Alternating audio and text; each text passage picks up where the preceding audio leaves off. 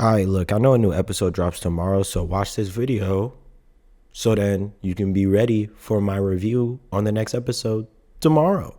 And I'm gonna be so honest with you guys. I was originally just gonna do one singular episode, like that type of review, but I just watched all three of the episodes because the first two episodes is just this nigga whooping ass, and then the third episode we get a little bit more lore, but golly.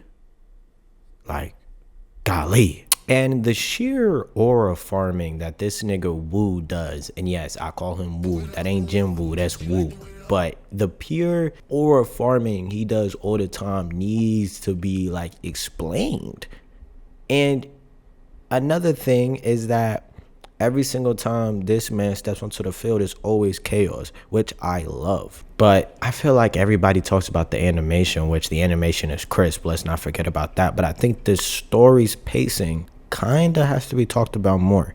Again, a lot of animes that come from like manhwas or webtoons don't really get done well. And I feel like they just get rushed. God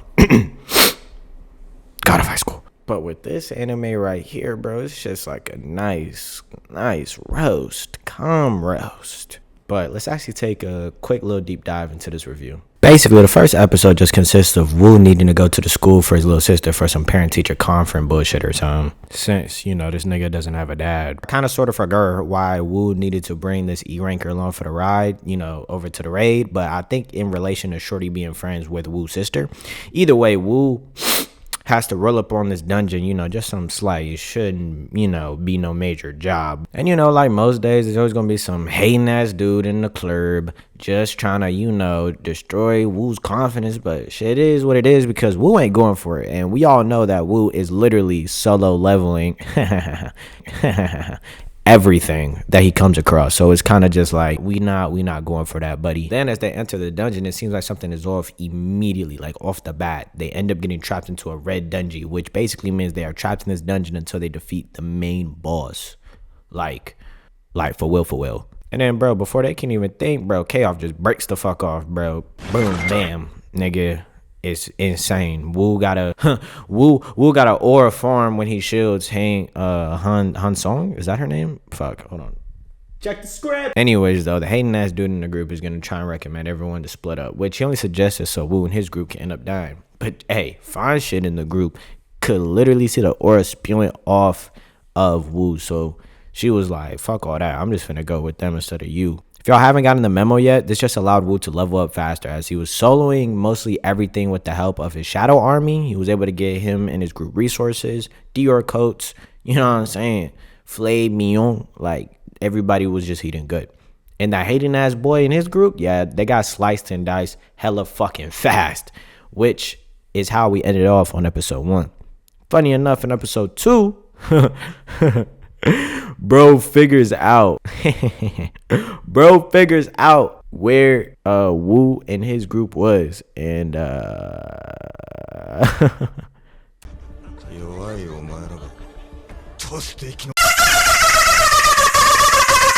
like, my nigga, nobody feels sorry for you, gang. Actually, not even like a slither of sympathy. Hey, and with all that hating you was doing, maybe you could have put that towards it to being cool with Wu. But shit, now you're getting sunned, so it is what it is. After sunning little bro, showing, you know, everybody the wrist work, he then notices about the squadron of dark ice stealth icemen. I actually don't even know what type of elves they are. I just said ice because they blue, but funny enough, Wu already know their language, which again catered to them being in a video game, which is even funny enough because the elves actually called Wu not human. Like they straight up just said, bro, stop playing. Or actually the king was like, yo, nigga, stop joking. Like, you're not a human, you're a humanoid. Like, why are you hiding? After we see that, then everybody just starts throwing hands, which we've all been fucking waiting for. Just start throwing them. Then through all that boxing, through all that fighting, ends up like this nigga Kim trying to sneak Wu, which fucking good luck with that. But with his whack ass little sneak, ended up getting turned into a pack and get put into Wu's collection. New name, Iron. which I'm cool with, bro, because at least this nigga actually putting in work. While he was alive, he wasn't doing nothing but complaining. Now we getting turned though, because this king right here, he really about that life. Like, I'm not gonna lie, like most anime villains, I don't know, like, well, actually, let me stop. I'm dick sucking. Let me stop. Nah, but this final boss, he's him. He's Himothy for sure. Turn on that gun on Wanna, cause he did a 1v3 no black. I mean, going against Wu, the Knight, Iron. That's harsh. That's harsh fights. That's very harsh fights. Overall, though, they make it out, and then Wu ends up, flexing, aura maxing to the fucking peak. He tries, like, this guildmaster tries to press Wu, over his members that were also in the raid with them. But again, Wu just said, step off the Dior, nigga. And he kept it pushing. Ending off episode 2, rolling into episode 3. And before we get into the nitty gritty of this episode, I really like how the army starts getting more personality. I feel like this is just a cute little touch. The meat and potatoes of this episode really starts with this guy right here, up into frame. The motherfucker who doesn't know English and says that they're human. Also claiming to be Wu's dad, which is like a what the fuck moment, in my opinion, because I don't even think we've even talked about Wu's dad or even where Wu's dad been. But it would make sense that Wu's dad is also a player, just like Wu, and kind of give like a full circle moment. Anyways, though, we get to see Wu and Lil Bro. Yes, I'm gonna call him Lil Bro. Fuck his name. That's Lil Bro. Lil Bro and Wu are just chopping it up, eating some din din. Mainly celebrating, after their agreement about the 19 raids. They're kind of separating ways. For right now, at least. Even on a more sentimental note, Lil Bro explains like him and his actual brother were never on good terms. So because of that, Wu's like, you know what? I'll consider you as my little brother. So don't even trip. Because Lil Bro was like, yo, can you be my big bro? Which is kind of corny to ask another man, but hey, fuck it. I ain't you. So then we pan back to quote unquote Wu's dad. And they say that he was trapped inside a gate 10 years ago. Foreigner, supposedly. Shit, getting so bad, the government called this nigga Mr. Huang. Jesus.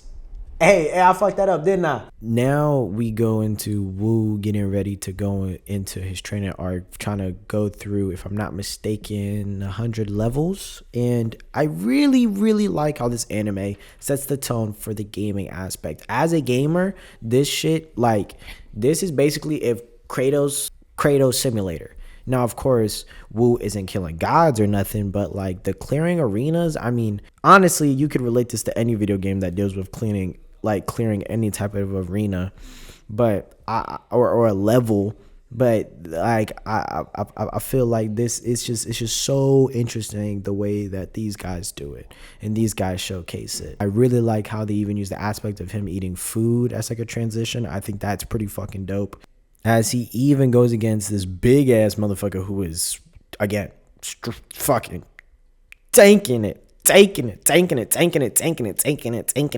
But he is fast as fuck, boy, like Sonic the Hedgehog. But Wu about to go into his happy ending. Fast over to his daddy, though. He's getting interrogated by Mr. H, which this is not good for him because Mr. H actually went to Korea so he could face Wu in questioning of Mr. H's brother's death that happened when Wu was in the raid, which of course Wu killed Mr. H's brother, but he doesn't fucking know that. But now Mr. H is pressing his dad, and we would think that Mr. H was gonna be BTA, but he needs some milk. Boy, they said Mr. H was defeated faster than the damage could spread. Take that nigga out the field, coach. Take that nigga out the field. But what more can I say? Again, this is a hot anime on the rise. Wu is going to possibly be one of the most strongest characters in anime history. If we're going to be honest, he's going to be up there with a lot of good ICK characters and a lot of good battling characters as well. We're going to be talking about this guy for a very long time. He's going to be a pinnacle in the anime foundation for years to come. This season 2 is going to be a banger. I cannot wait to see what more they have. I know the next episode, I think if I'm not mistaken, the title of it is I Have to Stop Hiding, or I Have to Stop Faking. So that's gonna be fucking crazy to see. Overall though, I hope you guys enjoyed this video. I will catch you guys in the next one. Peace.